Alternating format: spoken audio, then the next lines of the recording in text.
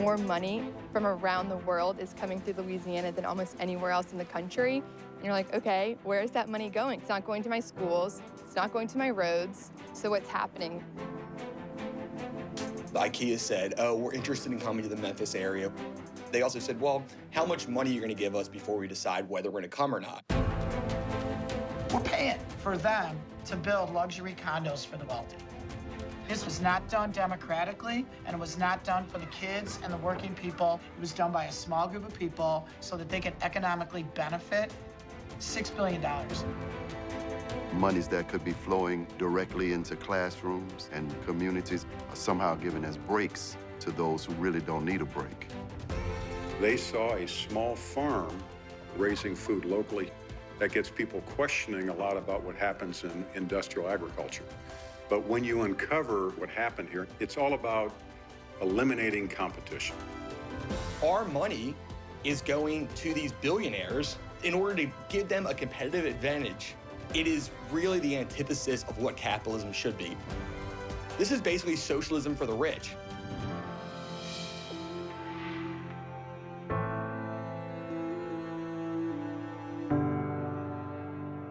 Funding for this program has been provided by Sarah Scaife Foundation, Melvin S. Cohen Foundation, Family Mullenkamp Charitable Fund of the Pittsburgh Foundation.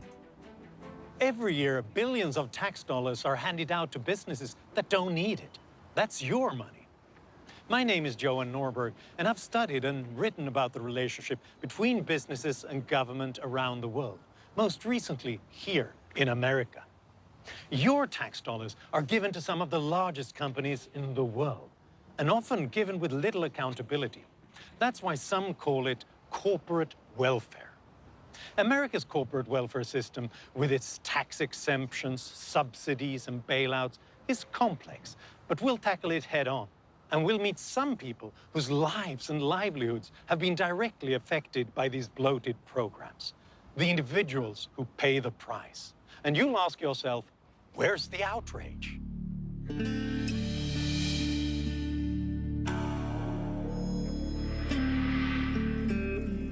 Louisiana is a very rich state with poor people. In the county of East Baton Rouge, Louisiana, more than 19% of all residents live in poverty. At the same time, many of the world's largest oil and petrochemical companies are here. In fact, the GDP of this one county is larger than 94 countries in the world. In the last 12 years, we've been a #1 or #2 state for foreign direct investment, which means more money from around the world is coming through Louisiana than almost anywhere else in the country. And you're like, okay, where is that money going? Because it's not going to me, it's not going to my schools, it's not going to my roads. So what's happening? A main reason that money isn't reinvested in these local communities is the massive tax exemptions given to select companies operating here. Beginning in the 1930s, the Industrial Tax Exemption Program, or ITEP, allowed select large companies to escape property taxes. The intent of the law really was to encourage manufacturers either to locate here or expand their plants and create new jobs. And the idea was that you would get the exemption for 10 years. At the end of the 10 years, then that property would go on the tax rolls. But as so often happens with government programs, after more than 80 years, ITEP exemptions were almost always approved for extension. Predictably, large petrochemical companies came to count on these massive property tax exemptions. I'd like to call to order the regular meeting for Thursday, November 15th. Unlike other states, Louisiana excluded local communities from having a say in the process. Everything was decided by the State Board of Commerce and Industry. It was just rubber stamped by the State Board of Commerce and Industry. And there was no accountability or verification of any job creation. All in favor indicate with an aye. Aye. Our local school system is experiencing a deficit. Our school teachers have not received any sort of raises for 10 years.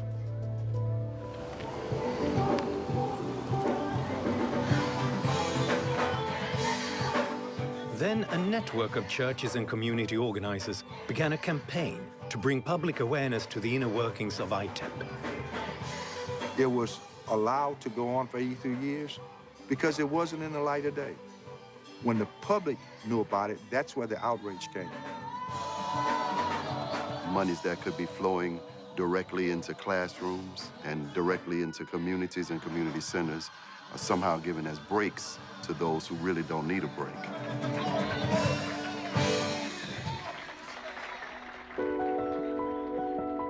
Governor John Bell Edwards issued an executive order changing how ITEP worked. Now all exemptions are capped at 80% of the property's value. And they have to be approved locally before going to the state board.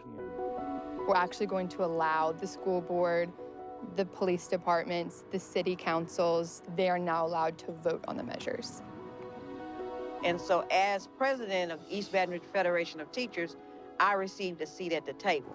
I implore you tonight to not make a decision on what's best for jobs for Baton Rouge, but what's best for the students of the East Baton Rouge Parish School System. Thank you. Thank you. Our boys and girls that we're educating today will be a part of the working community one day, and they should want to make sure that these students are ready to take on the jobs that they will need them to do. We love Exxon. I use the gas, and my wife used to work there. But it's time they put the big boy pants on and run their company based on the profits that they make. We gotta fix it. This is broke. Where do we draw the line? It's important to have these businesses, but are we sacrificing the children for that? It's not the fault of Exxon. They're doing their duty to their stakeholders. What is not okay is that our politicians and our government officials are allowing things like this to happen. In a dramatic first vote, East Baton Rouge narrowly voted against a multi-million-dollar tax exemption for ExxonMobil. Please vote. The motion failed. After hours of debate, the East Baton Rouge School Board voted down a controversial tax break for Exxon last night. It's the first time they've killed the exemption since they've had the authority to vote on the issue. But other counties in Louisiana were fearful that large companies might pack up and leave. So they approved several new exemptions. And hopefully over time, we find some common ground and common space. Meanwhile, the petrochemical industry keeps pushing to reverse the executive order. The topic remains a key issue in elections. No one said ITEP before 3 years ago. And now people are talking about it, they're developing opinions about it. Because it's kind of just like bubbling up, I think. It's just getting started, and I think the real reform will start to come down the line.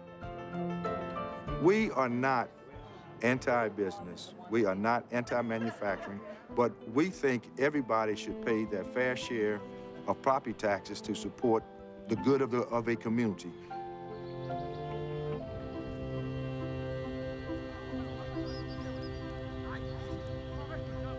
In East Baton Rouge Parish, transparency was the key first step, which ultimately forced change. Property tax exemptions, like those given to big businesses in Louisiana, are also used by many smaller cities to lure select businesses to the area with a promise of increasing local jobs. Cities like Memphis, Tennessee.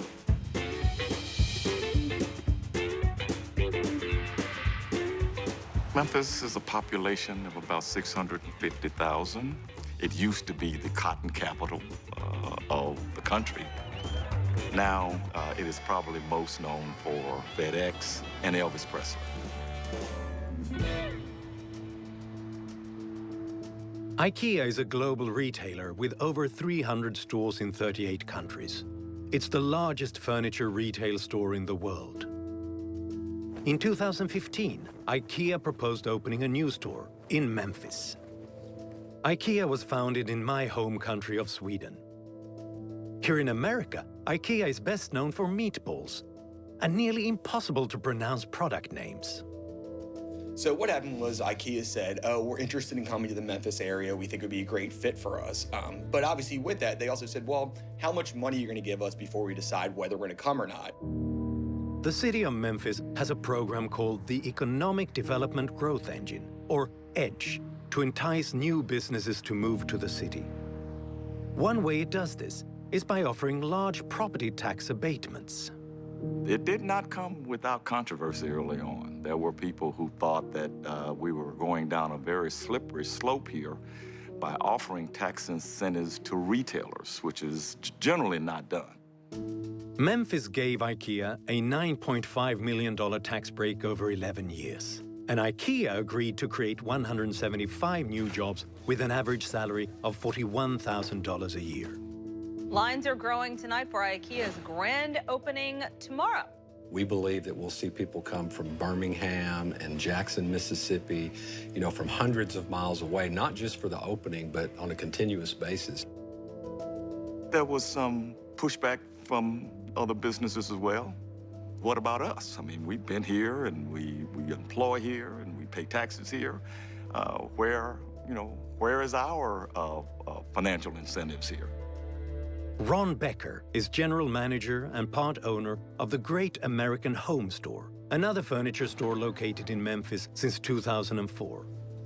Well, what bothered me was not that IKEA was coming to the town, but that the fact that they were going to get a tax abatement equal to almost $9 million. And just a few short years ago, when I went to the city officials, they told me that there was no such programs for retail.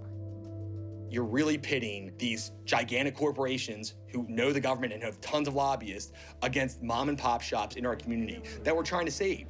You're basically asking people to pay more tax dollars in order for their competitor to succeed over them. We have about 135 to 140 full-time employees. We pay our people very well. Our income levels meet or exceed anything that IKEA was offering to their people. But gentlemen, y'all ready for that early morning meeting? And if you talk to business owners, they will tell you, look, tax incentives are not the main reason we go somewhere. We go somewhere that has a good workforce, that has good laws, where you have low taxes, and that's what we need to be focused on. 2 years after IKEA Memphis opened to much fanfare and millions in tax breaks, new documents show the Swedish furniture retailer doesn't have as many jobs on the site as they promised.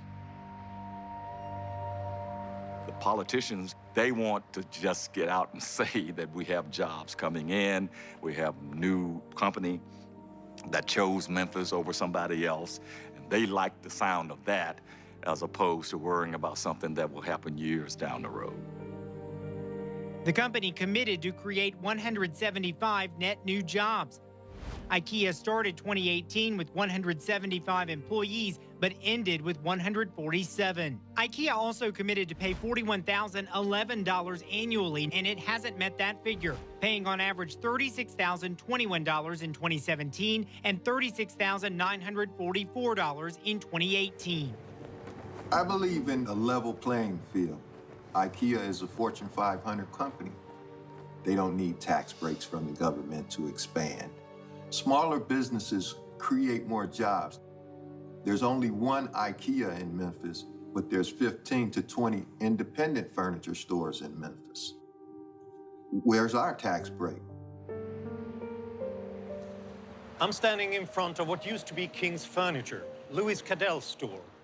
Less than 2 years after IKEA opened, King's Furniture went out of business, and Louis now works in another state. I've always thought of myself as an entrepreneur, and to have to go and empty your building out and take your sign down is like losing a child. These are our tax dollars. We work really hard for them, and they should go to things that we need. They should go to essential government services, roads, schools, police, fire. I mean, that's what this money should go to. I think it's essentially just not the role of government to give money to big corporations at the expense of small business owners.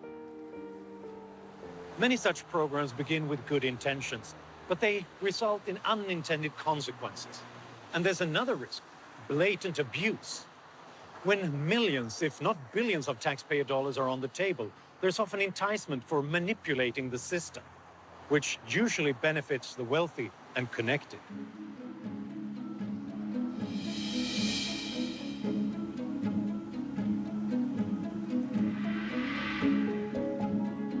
Chicago is the third largest city in the US, and back in 1984, it decided to rejuvenate districts that were labeled as blighted. To do this, the city instituted a plan called Tax Increment Financing, or TIF. The goal was to spur development in the poor areas of the city. And any increase in property values doesn't go to local governments, doesn't go to schools. It's diverted to economic development. And right now, it's basically at the sole discretion of the mayor on how those funds are used. The basic idea behind TIF was to provide tax funds to encourage developers to build in distressed neighborhoods. TIF programs like this exist in 49 states, but each state differs in exactly how they're administered. These variances make it hard to present TIF as a national problem, but it is. In Chicago, for example, a neighborhood is first designated as blighted. Then that neighborhood's local property tax income is frozen for 23 years, and any future increase in local taxes is taken from the blighted neighborhood and put into the mayor's TIF fund. More than 500 projects in Chicago have received TIF funds. Roughly 50% of the TIF funds are not flowing to these areas that are, quote unquote, blighted, that they're instead going to affluent areas where you have a lot of businesses, where businesses would be investing and locating anyway. Since 2006, Chicago public schools have been deprived of $2.5 billion in tax revenues diverted to TIF. Lincoln Yards is one such TIF project. It's the largest development the city of Chicago has considered in decades. The North Side's $6 billion, 52-acre Lincoln Yards project is one step closer to reality. The mixed-use development is expected to bring in an additional 30,000 residents to an already dense Lincoln Park and Bucktown neighborhoods. Well, I told your mama, ain't gonna tell you no more. The Hideout is an historic local music club that lies within the $6 billion Lincoln Yards project. Tim and Katie Tutton have owned the club since the 1990s, and it's been a neighborhood hangout for nearly 100 years. That bar in the front has been there since the 1880s, and it was always called the Hideout since the license name 1934. It was a community house. The city designated the neighborhood as blighted. Local residents scoffed at the idea. This is actually prime property. We're talking riverfront property. I mean, Lincoln Yards is really sandwiched in between two of the most affluent neighborhoods in Chicago.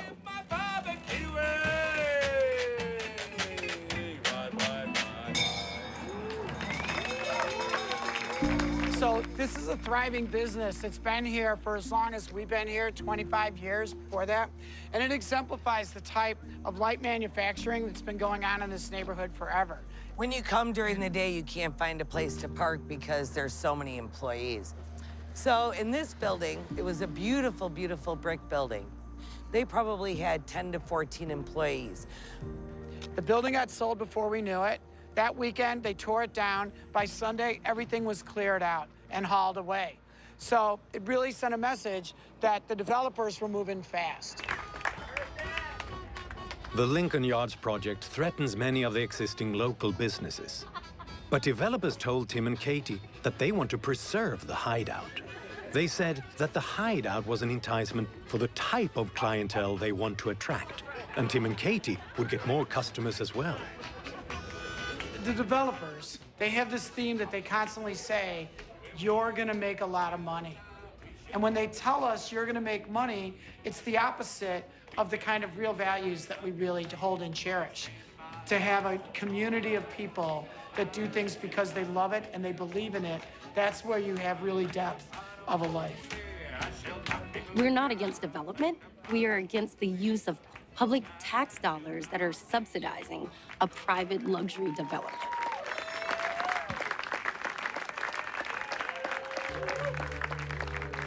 So the city is being influenced not by what is good for the neighborhoods, for all of these people that can't find affordable housing, that live throughout the south and west side of Chicago. It is being driven by wealthy developers who literally got together with our mayor and said, sell us that property, We will build luxury condos. It'll be billions of dollars worth. You kick in $1 billion TIF, and we will have this amazing development.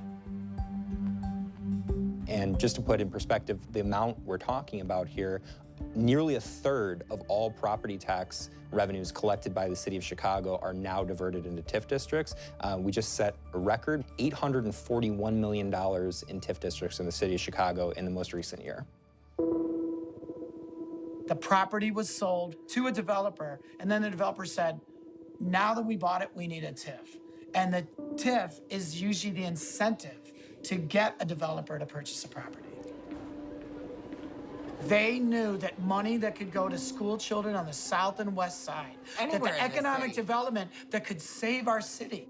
And they decided, no, we don't care about those people. We want it right here in this majority white, wealthy area. We're gonna push through a TIF. The full city council approved the Lincoln Yards project about 15 minutes ago. Activists are vowing to amp up their opposition.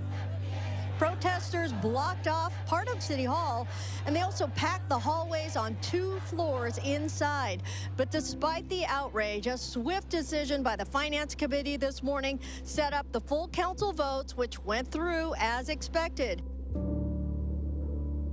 The most frustrating thing about the TIF program is that it enables the pay-to-play politics that are so widespread in Chicago. We're taking away money from core government services, we're taking away money from schools and repairing roads and things that everybody in the community can use, and we're essentially using that money to offset costs for wealthy, well-connected business interests who really don't need the help.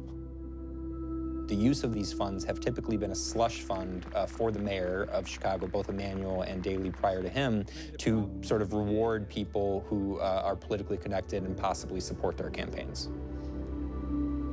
This was not done democratically, and it was not done for the majority of the kids and the working people in the south and west side. It was done by a small group of people so that they could economically benefit $6 billion.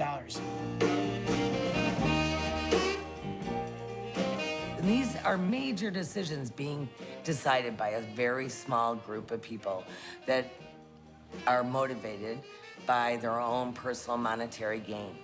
This is not for the best of our city. It's for the best of a few. And that just is egregious.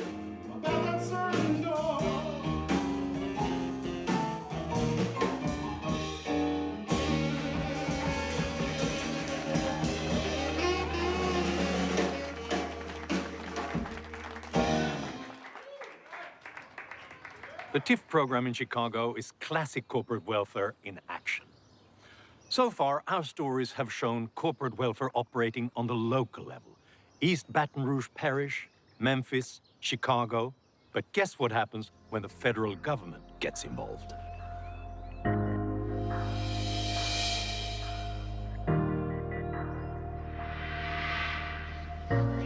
America's first agricultural act was passed by Congress in 1933, in the depths of the Great Depression. It's been renewed without fail ever since. We will always stand with the American farmers. Now to the Farm Bill. It was a bipartisan success. In 2018, the 18th iteration of the Farm Bill allocated more than $428 billion in various programs over the next 4 years. Most of that, 76%, now goes to SNAP, or food stamps, and the remainder goes to agriculture. Over $102 billion. Agricultural production has been shifting to larger farms for decades.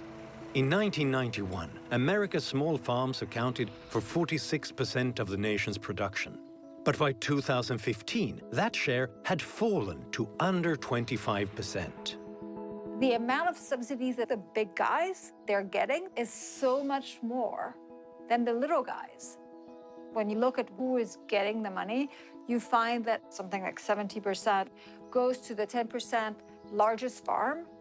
Those subsidies are really complicated.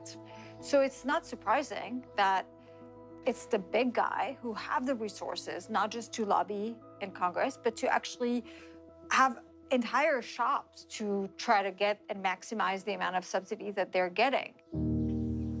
Sugar is one of the most heavily regulated agricultural programs, with import quotas and pricing determined by the USDA. The Florida-based Fanjul brothers, who control the world's largest sugar refining operation, were once dubbed the first family of corporate welfare by Time magazine. They receive about $65 million in price supports annually. And the Farm Bill sets consumer prices at about twice what the rest of the world pays for sugar. What then could be the purpose of sugar subsidies if high-priced sugar is the guaranteed end result? In 2016, the Fanjul brothers hosted fundraisers for both Hillary Clinton and Donald Trump, presumably to stay in favor with the White House, regardless of who won the election. Some argue that the farm industry faces unique challenges, such as unpredictable and devastating weather events. Farming is a risky business, but it's not any riskier than anything else. If you're in retail, you're exposed to if there's a big snowstorm before Christmas. So this notion that farming is any different than many other industries just makes no sense. The US government still treats agricultural subsidies as if they're helping the small farm owner, but that's not the case at all. Most small farms today exist outside of the subsidy system. Greg Gunthorpe is a third-generation farmer. He and his family employ 45 workers on their Indiana farm. We raise pigs, chickens, ducks, and turkeys on the farm. We raise about 2,500 pigs a year. For 20 years, Greg has witnessed how government subsidies influence farm practices. Meat, fruits, and vegetables are not directly subsidized by the US government. The most subsidized crops in the US are corn, soybeans, wheat, cotton, and rice. The shift has been to large acreage farms of these monocrops. Farmers choose to raise corn and soybeans because those are the crops that there's government guaranteed revenue insurance. And who benefits from corn prices being low? You know, large companies that have lots of confinement animals that eat corn and soybeans. It's not the diversified, independent family farm. Other farmers in their community have turned to subsidized corn and soybeans. But Greg and his wife remain committed to a diversified farm, including the production of protein. They began to sell directly to restaurants and retail stores.